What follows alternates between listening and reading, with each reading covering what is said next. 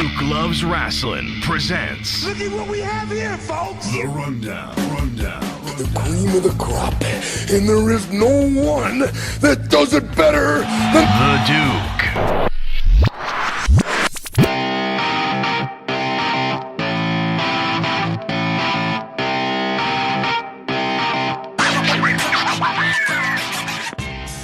Hello again, folks, and happy Independence Week. I am your illustrious host, the man with the hour, the man with the power, too sweet to be sour. That's right, Duke Loves Wrestling, and this is The Rundown. Folks, we have a special edition of the show this week. It's going to be a short edition. Instead of doing the normal, not-so-random thoughts and then getting into the WWE recap, interviews, all that good stuff. Because it was such a short and not so eventful week in the world of professional wrestling, because we had such a long show last week, I figured that I would just extend my not so random thoughts and just give you a mixed bag of impressions and news happening around the world of professional wrestling, and I'll incorporate WWE stuff inside of that. How's that sound? Well, hey. Whether you like it or you don't like it, learn to love it, because it's the best thing going today. Woo! All right, yeah, that's my Ric Flair right there, Jackie. You better believe it. So first and foremost, let's get right into the not-so-random thoughts. It's been an interesting week in the world of professional wrestling, specifically TNA Impact. They had their quote-unquote final deletion. This is their last act in the saga of Jeff Hardy versus his brother Matt Hardy. Now, folks, if you haven't been paying attention, Matt Hardy, he has some new character where he's lost his mind. His hair is in some big, puffy, afro-looking thing. He speaks in this very strange, British-sounding accent, and he continues to refer to Jeff Hardy as Brother Nero. I guess Nero is Jeff Hardy's middle name, so that's why Matt Hardy keeps doing that. I mean, just, folks, it's ridiculous. As I've stated in previous weeks, it's so bad, it's kind of good. And they had their final match. They call it the final deletion, where Matt and Jeff, they had a battle on some property in the town that they're from. I believe it was North Carolina. It was in some kind of makeshift backyard wrestling type of wrestling ring, complete with props and foolishness. At one point, Matt Hardy was even shooting fireworks off at Jeff, and then Jeff is shooting fireworks off at Matt. You really have to take a look at it, folks. I believe if you go to TNA's website, or if you even YouTube it, just type in TNA, the final deletion, you'll get a chance to see this nonsense. I mean, it was like watching a train crash happen. But once again, it was so bad, it was pretty good. And when you look at the ratings, TNA had the highest rated show that they've ever had since moving over to the Pop TV network. So congratulations to TNA for that. As ridiculous as this whole thing was, it worked. So kudos to that. It'll be interesting to see what they do to build upon this, because they marketed this match as the final time Matt and Jeff Hardy were going to wrestle each other. So what happens next? I guess we'll have to stay tuned. Also on that show, we had Marty Bell have a street fight with Jade, which was a really interesting concept here.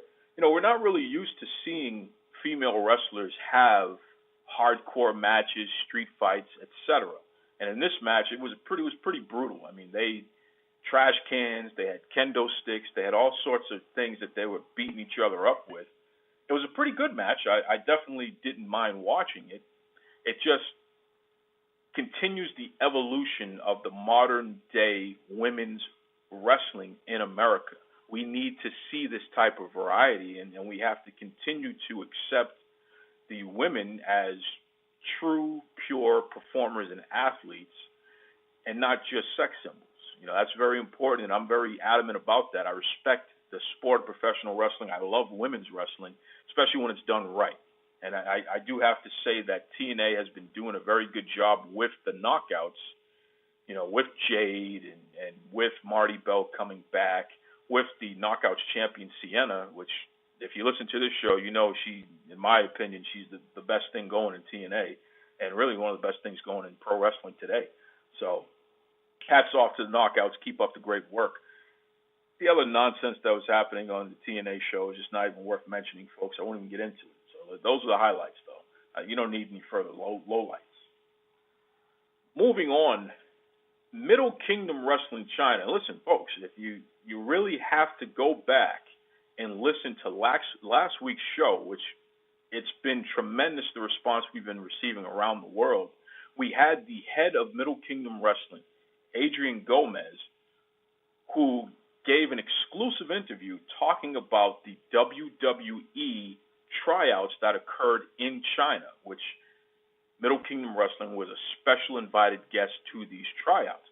There was some controversy surrounding whether or not the tryouts were fixed. Adrian came and set the record straight from his point of view. He did not feel that the tryouts were fixed. And, listening to Adrian, I have to say that he definitely changed my impression on what went on, because there have been some rumblings of folks feeling that the WWE knew who they were going to choose before they even had the tryouts, and they just went through a song and dance scenario. So please, if you get a chance, listen to last week's show. It is excellent, and we appreciate Adrian Gomez coming on the rundown and giving that exclusive interview. As you know, Middle Kingdom Wrestling is continuing to grow. They have a huge 6-man tag team match.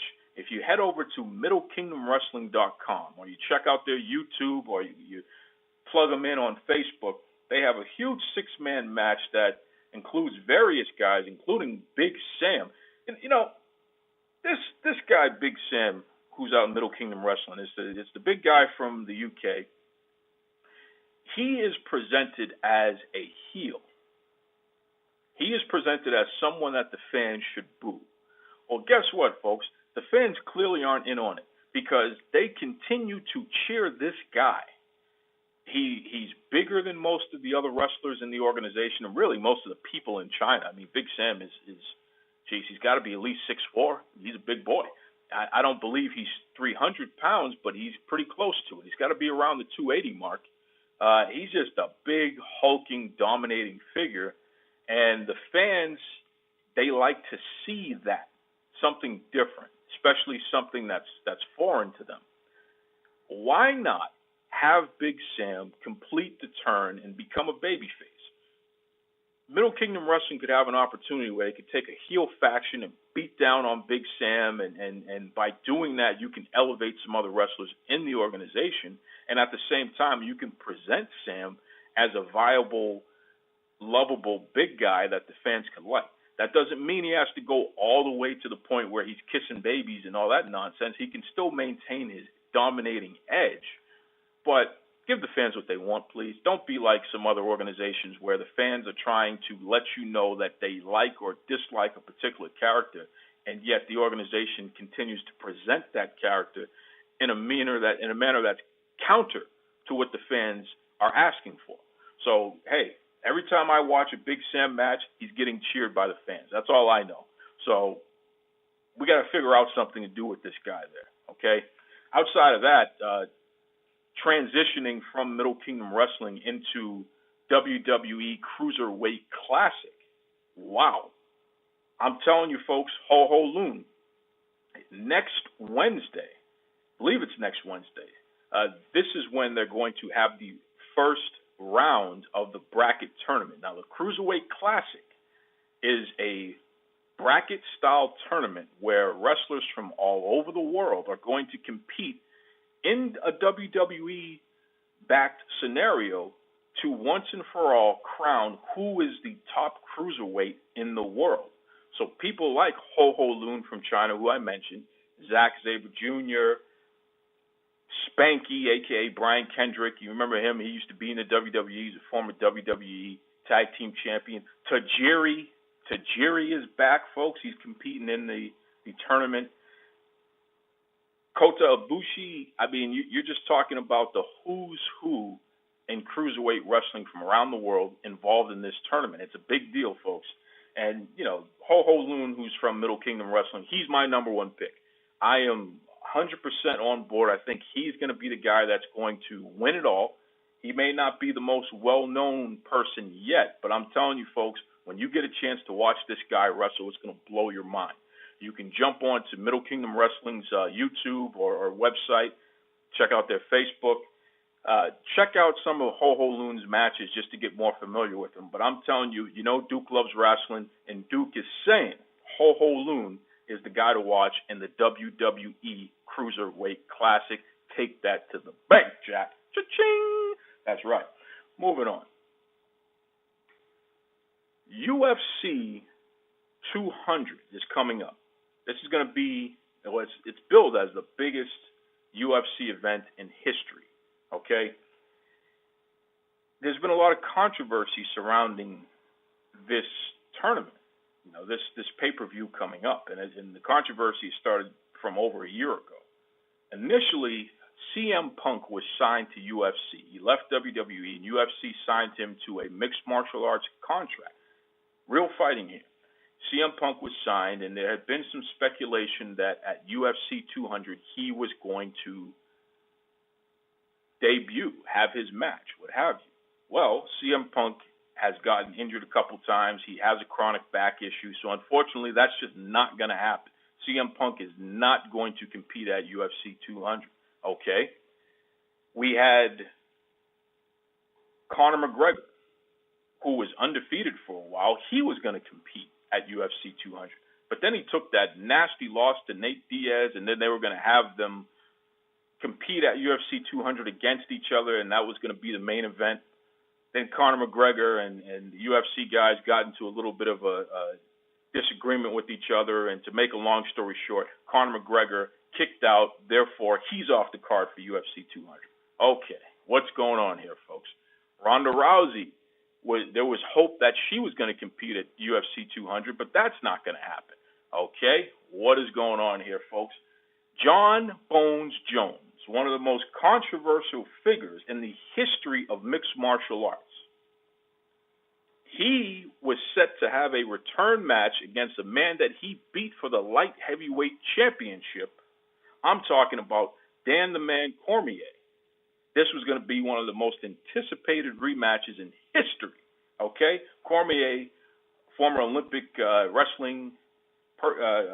wrestler, great guy, current UFC lightweight champion. He's going to defend his title against Jones. But then we find out that John Bones Jones tested positive for an illegal substance. And as a result, he's kicked off of the UFC 200 card. So now we're not going to see Cormier Jones 2. I mean, give me a break. John Bones Jones is the most disappointing guy going on in the history of UFC. I mean, as much as you want this guy to succeed and you try to root for this guy because he really is one of the greatest fighters of all time, he just continues to screw up. I mean, before this, he had the DUI issue. He had the hit-and-run issue. He tested positive for cocaine before. I mean, this guy is just a disaster, and it's unfortunate because they tried to market him as being someone that people could get behind. But it's clear that John Bones Jones is nothing but a heel, and a dirty, dirty, stinking heel at that. Okay? Daniel Cormier, I have all the respect in the world for you, sir. You losing to John Bones Jones, hey, he was the better man that night. It was a tough fight to watch, and I doubt that you'll ever make that mistake again. I think it's shameful the way that the UFC markets Daniel Cormier. I think they could market him in a manner that makes more sense because he is a guy that deserves all the accolades and respect. Daniel Cormier is the real deal, but the UFC, for whatever reason, they don't feel that he's a star. So they don't market him as such, and it really is disgusting. Dana White, you ought to be ashamed of yourself, okay? Daniel Cormier is the guy to get behind, not this John Bones Jones who's the biggest disappointment in history. Get your act together, Dana White. Seriously, okay? Seriously. But I say all that, this is a wrestling show, folks. This isn't a mixed martial arts show. I say all that to point out the fact that we're going to have Mark Hunt take on Brock Lesnar, okay? Yes, that Brock Lesnar. WWE Brock Lesnar. He's coming back to fight in the UFC. He has this one-shot deal where he's going to take on Mark Hunt. And now that match has been elevated to the number one match on the card. That is going to be the money match. This is very interesting because to see Brock Lesnar back in the UFC ring after, it's been 4 or 5 year hiatus, that's something to talk about, and that's something to see.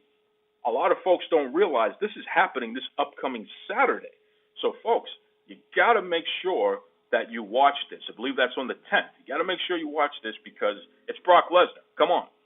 WWE has already announced that Lesnar is going to be at SummerSlam, and there's speculation he's going to wrestle Randy Orton.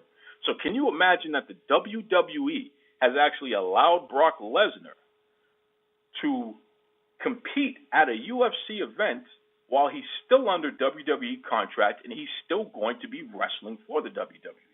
It's a win-win situation for the WWE, whether Lesnar wins this match or loses this match in the UFC. So it's very interesting to see how this is going to play itself out. I say all that to point out this, folks.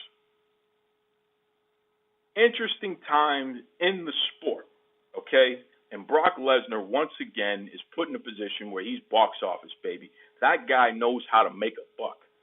I give Brock Lesnar a lot of credit for that, a lot of respect for this dude, and I'm rooting for him. I hope he beats the living daylights out of Mark Hunt, because Mark Hunt, he had no business taking this fight. You're not even on Brock Lesnar's level, buddy. I mean, just stop it, okay? Just stop it. But we'll have to wait and see how that goes there. Moving on, Will Ospreay versus Vader. Yes, folks, it is official. It's going to happen. It's going to be a knockdown, drag out, as Jim Ross would say, slobber knocker. As you know, these guys have been going back and forth against each other on Twitter specifically. Ospreay taking offense to Vader, pointing out that he needed to learn how to sell more instead of just doing a bunch of fancy flipping moves like he always does there. So, once again, these guys are going to battle it out in the UK. That's going to be happening in August. I know that there was some speculation. Is it going to happen? When's it going to happen? How it's going to happen? But it definitely is going to happen. It's going to happen at the Uprising card. I believe that is with Revolution Pro Wrestling. And you can check out revolutionprowrestling.com for further info. But that's August 12th, 2016 at the York Hall, Bethnal Green. Okay, folks, we haven't seen Leon White, a.k.a. Vader. We haven't seen him wrestle in many years, but he's still a big, bad man. Okay, and this young whippersnapper here, this young nutter here, Will Ospreay, he needs to learn some respect.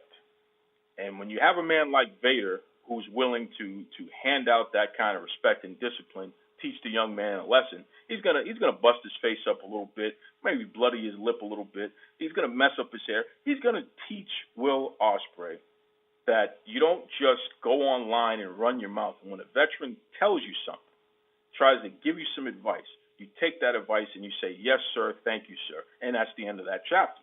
Okay? So that's going to be a highly anticipated matchup. Can't wait to see it. I'll give you more information as we continue to go along there, folks. And that about does it with my not-so-random thoughts, and really that does it with the rundown for this week. As I stated, folks, a shorter edition of the show. We had an hour-long edition last week, which I encourage you, once again, please go back, take a listen, especially my interview with Adrian Gomez from Middle Kingdom Wrestling. It was an amazing interview where he's talking about WWE having their tryouts in China officially and the controversy surrounding that. He sets the record straight. In fact, after that interview, the Wall Street Journal interviewed Adrian as well. So this has been big news. Folks, as always, you can catch me on Twitter, Facebook, Medium.com, YouTube. You can catch me on all that stuff. Blogger, Duke Loves Wrestling, RASSLIN. You're listening on SoundCloud right now, or YouTube. But once again, you can catch me on all those things there. We appreciate the love. I'm on Facebook. Like my page. I post wrestling news. I post my impressions on whatever's going on out there, folks. So, hey, keep up the love. As I tell you every week, Don't just be kind to yourself, be kind to someone else too, please, because we are all here to help others. I am Duke Loves Wrestling, signing off, saying bye-bye, everybody.